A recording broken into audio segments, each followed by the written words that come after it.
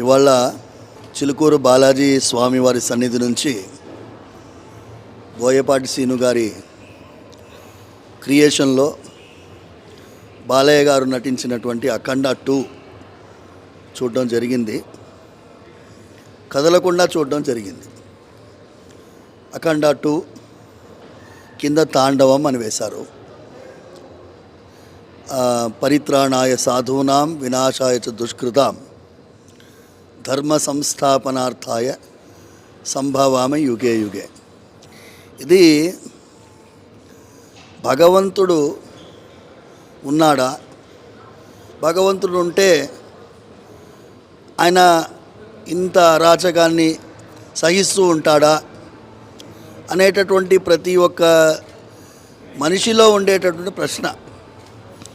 అలాంటిది ధర్మాని కోసమే ఉండేటటువంటి నేల. ప్రపంచమంతా కూడా అర్థ కామం కోసం జీవిస్తారు. ఈ దేశంలో మాత్రం ధర్మ అర్థ కామ మోక్షం చతుర్విధ పురుషార్థాల కోసం జీవిస్తాం. అలాంటిది ఈ దేశంలో ధర్మమే ముఖ్యమైనటువంటి భూమిక పోషిస్తుంది. ఆ ధర్మము ఎప్పుడెప్పుడు ఇబ్బందుల్లో ఉంటుందో ఏదో ఒక రూపంలో భగవంతుడు వస్తారు, తన ధర్మాన్ని రక్షించుకుంటాడు అనే ఇతివృత్తం ఇది.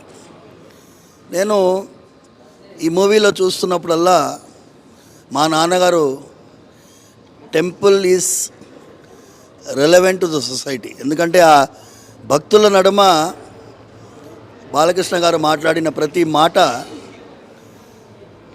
నాన్నగారు మాట్లాడినట్టుగా ఉండింది. ఆ డైలాగ్ రైటర్కి కూడా అప్రిషియేట్ చేయాలి. భగవంతుడిని కూడా మీరు ఒక కమర్షియల్గా టీచ్ చేసినప్పుడు భగవంతుడు ఎందుకు వస్తాడయ్యా అనేటటువంటి భాషలో ఉంది. చెప్పుకుంటూ పోతే గంట సేపు రివ్యూ చేయాలి. రివ్యూని కూడా మర్చిపోయి నేనేమంటున్నాను అంటే, పనికి మాలిన వాళ్ళు ఒక 5 నిమిషాలు కూడా కూర్చొని ఏమీ రాయలేనటువంటి వారు రాసే రివ్యూలు చూసి మీ మనస్సులో ఉండేటటువంటి మూవీ ఎలా ఉంటుందో ఏమో అని ఎవరో ఎందుకు చెప్పాలండి. మీరు చూసి you make your own review. That is my humble submission.